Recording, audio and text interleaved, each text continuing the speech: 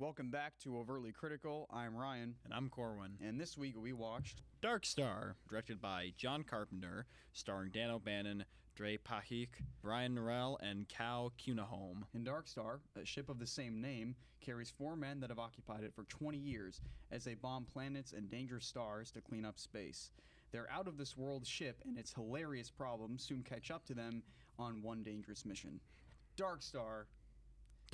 This was like your pride and glory pick. This was the first movie I wanted to do on the show because I just thought it's a great example of low-budget filmmaking.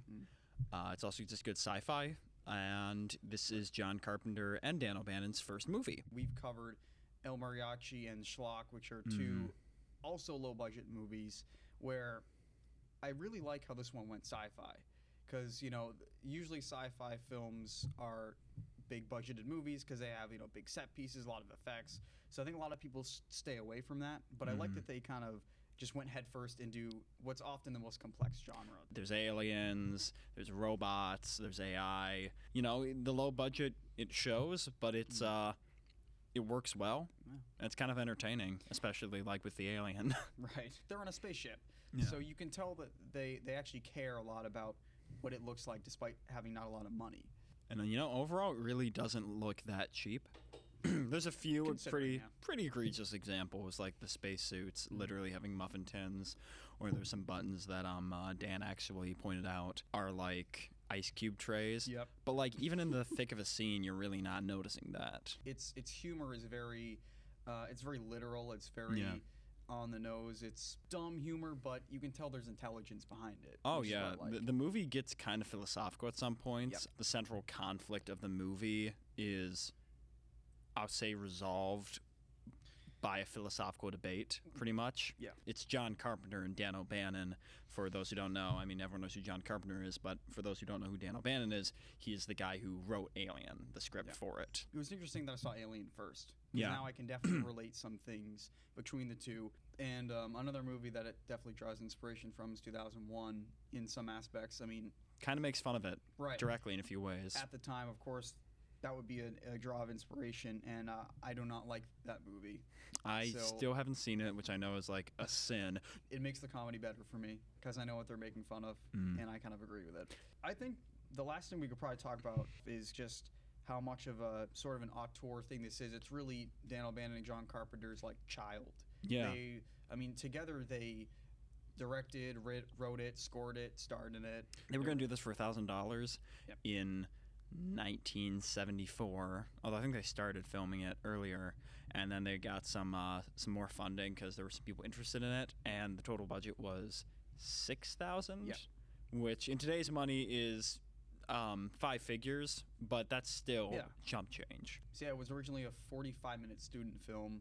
Then they, maybe I'm gonna get this math wrong. They said they added an additional 50 minutes. So then that makes sense based on the plot structure that they added a lot. But now I'm curious what stuff they had originally and what stuff they added. Wonder how much of that alien stuff was in there. Oh man. Overall, I liked the movie a lot. I think it was fun. I think the humor works. I like how daring it was to be sci-fi. I think this movie is like a cult classic of sci-fi.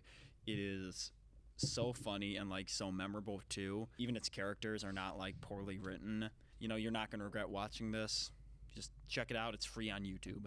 And not Tubi because they. Yeah, don't do Tubi. They Screw also their say ads. it's from 1979, so they have no idea. Yeah, they own. Well, it's Tubi. Okay, let's get into the thick of this movie. So, as we described from the plot, there's 4 guys. There's Pinback. We've got Doolittle. Yes. Then we have Talby, Boiler, who is also there. Now, my favorite character is very much Pinback, who is supposed to be the least likable because he is an idiot who got on the ship, of course, basically by luck.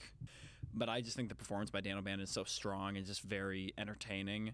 I just love all the scenes with him and the alien where he's hanging from the elevator.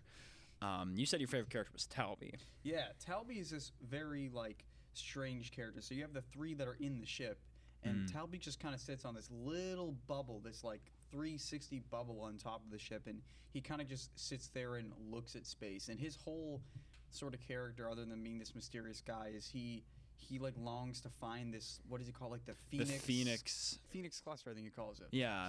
He like has this dream of seeing it, basically. But I think what I like so much about him is like it's just a very iconic thing. Like he just sits in this bubble. It's like just the look of that is very interesting. It's very monotonous for them at this point too. Like I think it was Boiler, but it might have been Pinback who does the knife game.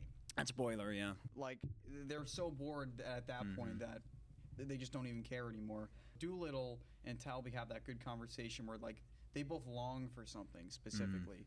Where Doolittle used to surf, and so he wants to, like, he just wishes he could go back to Earth and do that again. But let's talk about the I think the three goofiest parts of the movie, which are the alien, the AI, and the bombs. The alien is iconic. It's just this stupid beach ball with this little like. Whose pet was it? Is it Pinback's? It's Pinback's because as the AI says, Pinback thought that the ship needed a mascot. Yeah. And they adopt this alien. It's so stupid. There's an entire like 20-minute sequence of basically Pinback trying to wrangle the alien. Gives it like a little mouse toy. I love it. The sounds it makes. Oh my, yeah. It's such a little fucker too. It traps him in the elevator. Yeah. Almost kills him. It's so good. Yeah, that's a great sequence, the elevator sequence. I mean, the lighting, the set looked cool, and obviously the ending is hilarious because he finally gets in the elevator, but he gets stuck because his belly's too big. The bombs in this movie, they talk. They do. They have AIs, yes. which, you know, why would you ever give AI to a thermonuclear bomb? Yeah, a planet-busting bomb. It's one of the things in this movie that I was like, at first it shocked me because I was like, oh, but then I was like, why not? I mean, well, this movie's already doing all this crazy shit. Why not just have the bombs talk? So then, bomb number 20 though, it's like this battle of sentience where it wants to destroy this planet, but there was some malfunction with, basically the alien fucks up the ship. And it doesn't allow them to drop the bombs. So the bomb number 20 is like, I'm programmed to go off. And they're like, no, we can't. And they've like faked out the bomb 2 other times as well. So the bomb is like done with their shit. He's like, this is my entire purpose for existing. I'm going to blow up. And then it ends up having arguments with the computer room. They argue back and forth. And then finally, after counseling with the frozen body of Powell, who is still alive, but like barely. They like Mickey Mouse, or they Futurama preserved him in there. Doolittle goes down and argues with the bomb. But he ends up teaching it Cartesian doubt, essentially. Because the bomb at the end is like, he says, well, it could be false stimulus as the argument for you shouldn't blow up because what if the order was wrong? How would you know it's real? But then the bomb interprets that as nothing's real, so nothing matters. I'm the only thing I know that's real. I think, therefore I am. Let there be light. So the ship blows up, and because Doolittle and Talby were outside the ship, they get their good ending. Doolittle, as he's floating away from Talby, grabs a part of the ship and surfs down to the planet where he's going to burn up in the atmosphere as Benson, Arizona plays. Yes. An iconic ending for the ages. Right. And then we finally see Talby, like, becomes part of that, like, Phoenix star system. That's just a cool ending to me. It really is. Like, it's that's a good like payoff. That's one of those things that with this movie is like above just comedy. You can tell that these guys have like these that John Carpenter and Dan O'Bannon have these like sci-fi ideas that are beyond the scope of this movie, that they would work on in their other movies, because that's just like the idea of an astronaut floating around the universe with an asteroid cluster for eternity is just cool. It's a little bit of irony too, because like he was going to be on that ship for like eternity, it seemed like. Yeah. So he's in a place happier now. And I guess we can let Dan talk about this a little bit too, but Benson, Arizona is a song that comes twice in the movie. Yeah. And I really liked it because it felt very anti-sci-fi to me. It's like not a movie you'd expect to hear in a sci-fi movie, which I thought made it more interesting, because it's sort of very humanizing to the characters. It's kind of like reminding them of like Earth. That's what I took it as. And I think to end this off, we should talk about how it's similar to Alien. I can tell you the one thing that I sort of thought of is they talk about like the man in the movie, like the corporation. It's like that sent them to do what they're doing, but we never meet them really.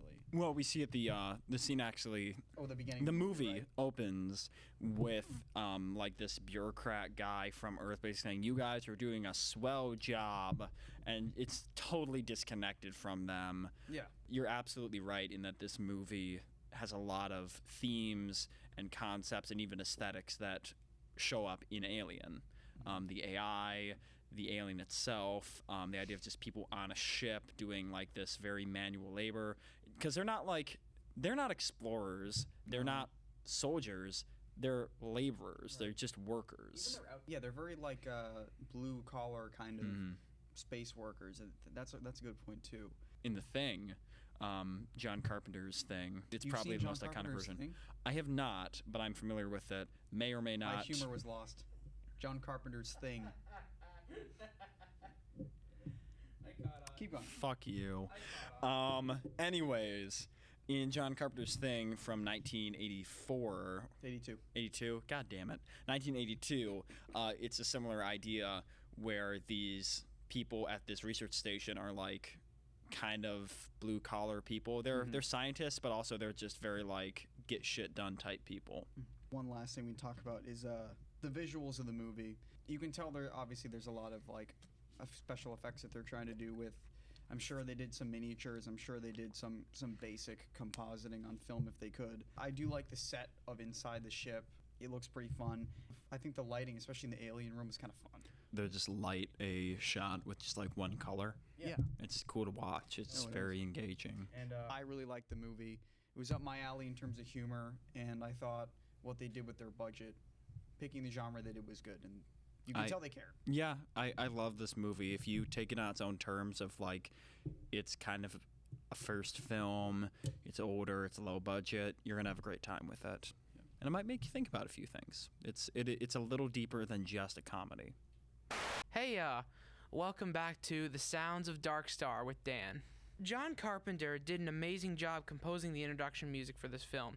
As the ship approaches the planet, it already feels like something important is going to happen. And I got this feeling not just because of its dark theme, but because of the how they use dramatic bass and low kick drum sound, big booming sound. And it's usually associated with serious events. So some of these in-ship synth sounds kind of just sound like a tone generator with like a pitch bend wheel, like, and that's really cool. And it's also a cheap way of producing those like effects. Okay, so I got to talk about Benson, Arizona. Brings a feeling of home. You take an area that is like super synthy, future, sci-fi, space, out of this world, and you combine it with like Arizona. It's road trip music, yet they're in space. So the computer's voice, to me, is kind of way too casual, and that may add to the humor, but it's also just low budget. All right, so I got to talk about the concept for the bottle piano. This thing is super cool in concept. So there's actually something that does exist in real life. It's called the marble machine. Ryan, insert image here. While it's not water-based, the machine in this film is actually really cool, and it leaves me with like a peaceful scene of what it's like to be in your own space of mind. The alien. The alien's like the best damn part of the film. The Foley artist who had to design these sounds must have had a field day. My thoughts for the alien's design, though, it's low budget humor. The alien's design, audio, and movements are made that way to be funny and draw laughter. And it's this thought that makes me believe that audio for like the high pitched moaning and use of squeaky toys and like balloon rubbing was on purpose. Plus, balloon rubbing, beach ball alien matches sort of the sound. So the vibrato and the elevator shaft scene music seems fairly like wavy, as if it's not sampled well. Just seems as if like too many frequencies were audible for there not to be any distortion. Then again, distortion adds like a cool themed sci-fi film, especially in a scene where guys dangling from an elevator shaft. Aggressive distortion was popular back then. It's the kind of punchy, actiony feeling you want from any sci-fi film. And the metal plate smack when it's comic. It hits the guy right in the face, and it's the only thing that doesn't sound like actual metal. Bomb bay alarm sounds like a compressed fart on loop. It does. It really does. Pinback and Boiler are duking it out because it's like, no, I gotta go and shoot the bomb's hinges to make it fall. No, you can't do that. You're using a dangerous weapon. They're like slapping each other. But the sounds they use add to the humor, because what it sounds like is like you put Legos into a box and like shake them around, but slowly, And its cheap effects, when detected by the listener, tend to draw out laughter because it's cliche and it's not all serious. The fight scene was more like a slapping contest. It's a fun movie. It doesn't seem like there's a point to the film, and, well, using the same song to wrap it up, Benson, Arizona, as how it started is just like a good ending to a story with no true meaning.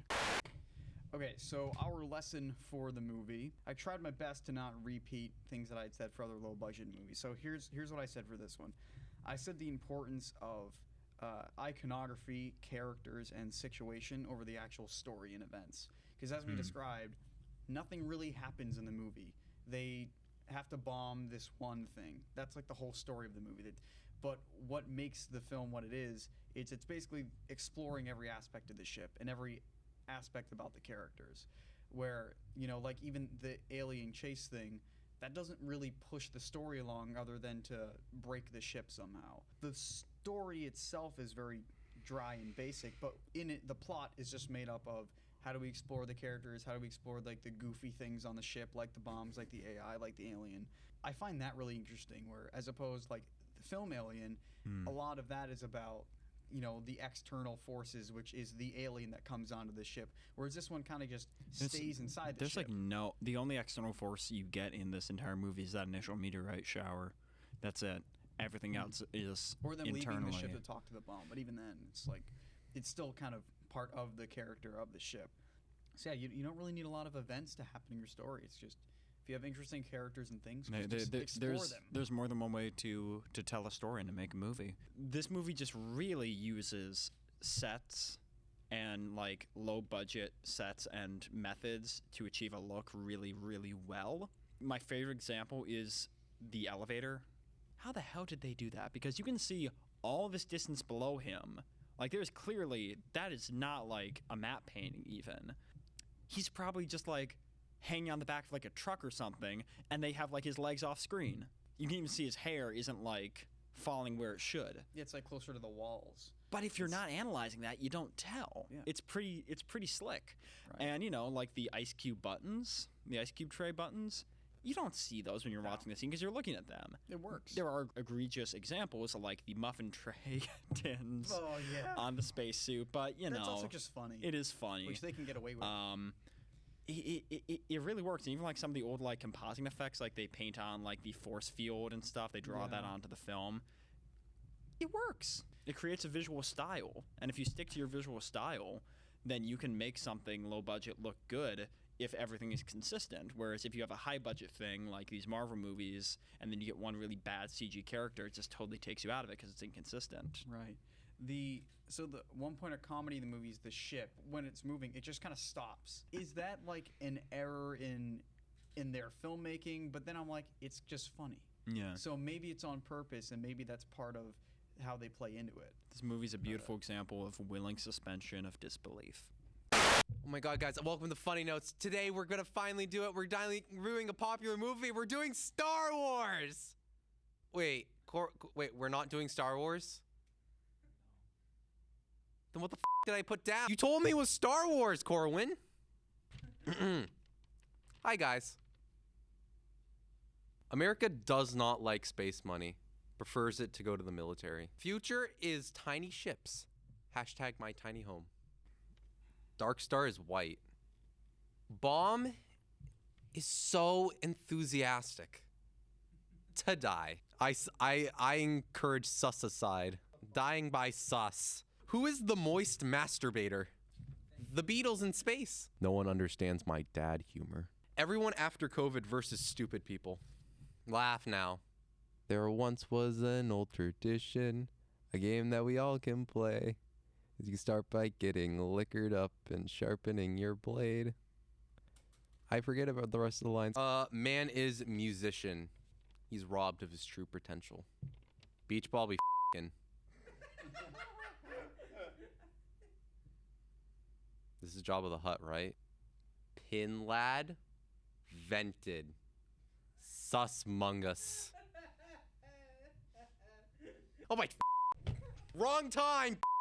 He too old for the jungle gym. The beach ball went to lighter stars. Lighter stars, greener pastures. Same thing. Gesture deleted. The atomic bomb. No, that's what you're referencing. Dan, you want to get your ass in front? I like to freeze Daddy Captain. You know, how am I gonna save the ship? I gotta talk to Daddy. Corwin doesn't find it hilarious because he doesn't have a dad. That's a lie. He does have a dad that is very Chad dad. You know that scene. You know that one of those ending scenes. That's how you save sus ejections. You don't know? You went whoosh, whoosh.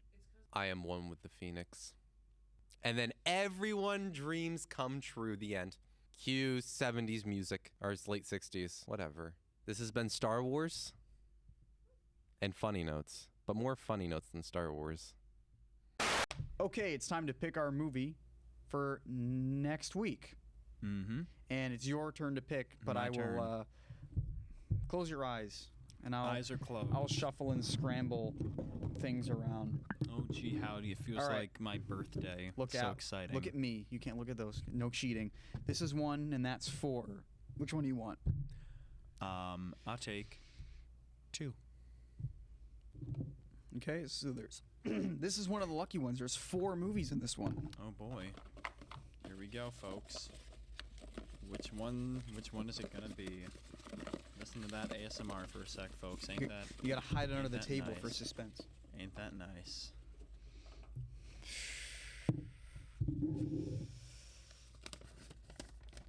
And we will be watching Andrei Rublev. Nice, another Corwin movie. Rublev? I don't know. We've got a streak of my movies We for do a while. 4 in a row. But eventually I'm gonna run out and do some of yours. Yes. This one I was interested in because it's a historical movie about a medieval painter. It's also a Soviet film, and it's just it's older. It's just something different. It's something our we've never really done. First 1960s movie, I believe. Yes, because Vertigo is the 50s. That's right. So we're entering a new decade and a new country with our next film. Mm-hmm. So see you next week for that. I'm excited. Bye bye. See ya.